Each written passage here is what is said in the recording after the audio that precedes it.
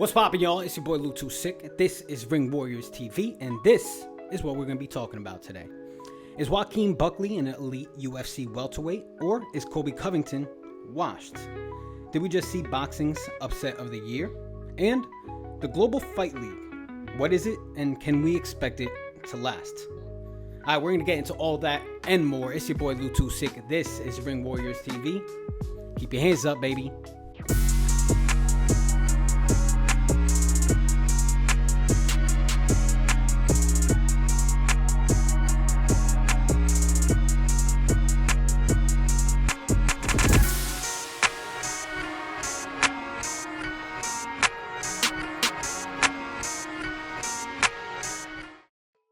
What's poppin', y'all? Coming to you live from Miami, Florida. Welcome to Ring Warriors TV, your weekly breakdown on everything in combat sports. And welcome back to the channel, y'all. It's your boy Lou Too Sick. Thank you for watching. We cover everything over here, everything from boxing to professional wrestling to mixed martial arts and so much more. This weekend was a wild weekend across the globe, really, but we're only going to focus on a few things like the UFC. For one, some boxing happening in Mexico. Also talk about the Global Fight League. Before we do that though, make sure you hit a like on the video, get it popping in the algorithm. Subscribe if you haven't.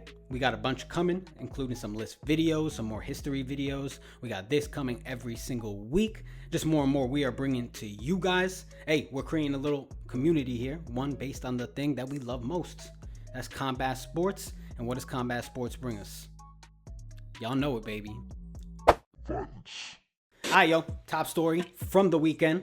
Well, we got to talk about it. Joaquin Buckley absolutely beating the brakes of Colby Covington. Yeah, Buckley had that man looking mad washed from the jump. First round, Buckley would put Colby on his back with the right hand, and anytime Covington would go for a takedown, it would get stuffed. As the rounds progressed, the beating got gradually worse, and by round 3, Colby was wearing a red mask. He had a huge cut on his eye, and eventually a doctor would call it off. That is the 4th loss for Covington in his last 6 fights, and honestly, his career is looking a little bit shaky. We have to be real. My man is looking old, and he's performing like it. Colby used to be that guy that was all pace, and he'd break you. Well, he's not that anymore. He didn't have that in this fight, and a style like that, well, that only stays with you when you're young. Sadly, it's not 2019 anymore. Colby, I know you and John Jones have had quite a history. What did you think of his performance and him leaving New York with the heavyweight title? Yeah, man, John has some fruity tendencies. I think the media needs to look into like some of the fruity things that he does. It's very strange. But I can't tell you, I know that he has been with some women. Yeah, here's the thing. I think Colby seemed different this whole fight week. I mean, my man was taking shots at John Jones, yeah, but not really touching on the whole rest of the division. I mean, he was borderline kind of polite. You guys seen the video of him approaching Michael Johnson backstage? Hey, he gave him props. And I think the reason behind this was because Colby, he felt the pressure. He's lost a bunch of matches recently, and he knew a win here, hey, could revamp his career. A loss could leave his UFC status in jeopardy. Now let's talk about Joaquin Buckley. After the fight, well, he gave the crowd some options for his next opponent. He called out Leon Edwards, Kamaru Usman, and Belal Muhammad. The energy in the room, though, well, that clearly leaned towards Usman. On paper, hey, it's a compelling fight. But let's be real, Usman hasn't fought in over a year. His last outing was at middleweight, and while he's had some time to recover from his injuries, he's also aging. Yeah, I like the Buckley-Usman matchup. I mean, in my opinion, I think it's intriguing. It's intriguing to see what Usman could be like after all this time on the sidelines if he returns back to welterweight. Personally, though, I think Buckley right now, the momentum is on his side, and he has a really, really good chance of taking this fight. But here's the catch. If Buckley wants to be considered one of those elite guys, that new generation of the UFC welterweight division, he needs to start calling out names that are a part of that generation. I'm talking about guys like JDM. I'm talking about guys like Ian Gary or maybe a Sean Brady. Those are fights that can effectively solidify his place in the top 10.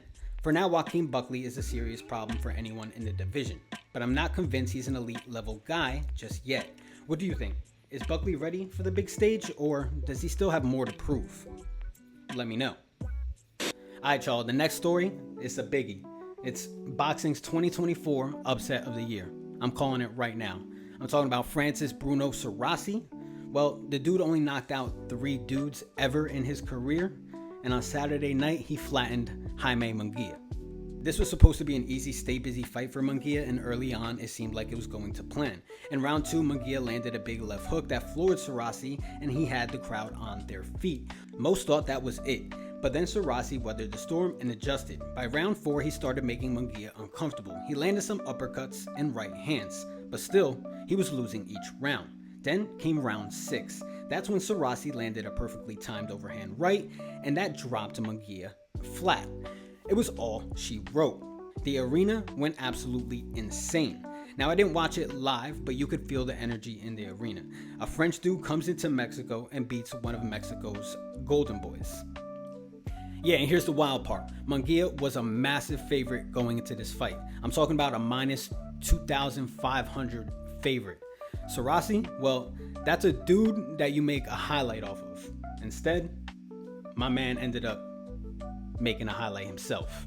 For Surace, this is career defining. He's still new to the scene. Shoot, this was his first fight outside France. To knock out a name like Munguia on such a big stage cements him with some solid paychecks moving forward. The question now, though, is whether Munguia opts for a rematch or if Surace pivots to another opportunity. Now, if I'm Munguia, well, I'm itching for a rematch. I mean, he basically controlled that whole fight. He won basically every round. But we gotta remember, in the lead up to the fight, Surace said middleweight, that's his real division. If a rematch doesn't happen, I don't think Munguia's career is over, but his momentum, well, that's stunted completely. He's now lost 2 out of his 3 fights, and that aura he had after the Canelo fight is effectively gone. That's something you don't get back with a loss like this. Introducing the world's next major professional sports league. An evolution in sports and global competition. This is the Global Fight League.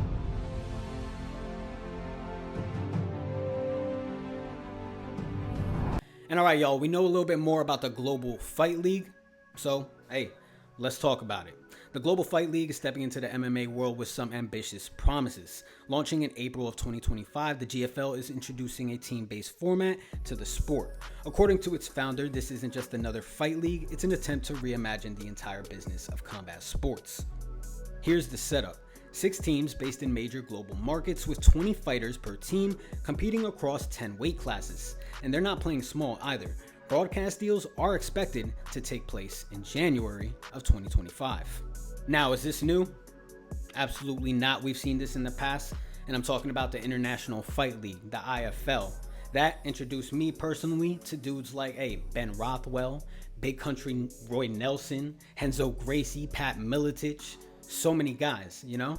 So the thing is, will it have a similar fate to the IFL, or is this something that could be a real player in the MMA game? To start, the GFL isn't holding back when it comes to star power. They've already signed 8 former UFC champions, including Tyron Woodley, Fabricio Verdum, and Junior Dos Santos.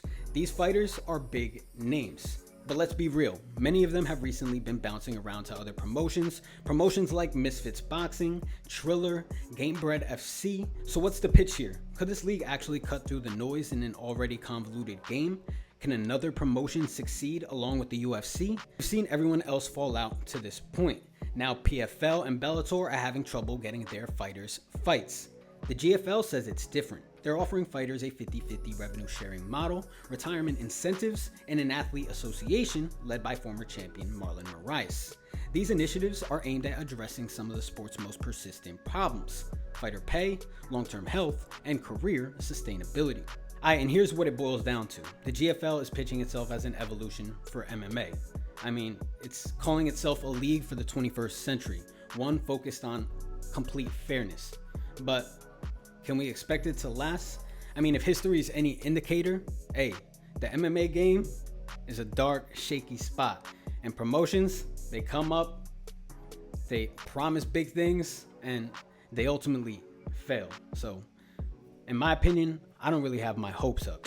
All right, y'all, it's your boy Lou26. Those are the 3 big things we are talking about this week. Remember to subscribe to the channel, hit a like on the video, get it popping in the algorithm. Comment below, let me know what you guys think about my perspectives on the 3 events that I'm talking about. I'm talking about Jaime Munguia, I'm talking about Joaquin Buckley, talking about the GFL. Let me know what your guys' thoughts are below. We can continue the conversation there. Stay tuned because we got some list videos coming, some history videos coming, just more stuff in the world of combat sports and violence. We love y'all. We hope you have a good holiday. We got so much more coming. Just stay tuned and keep your hands up, baby.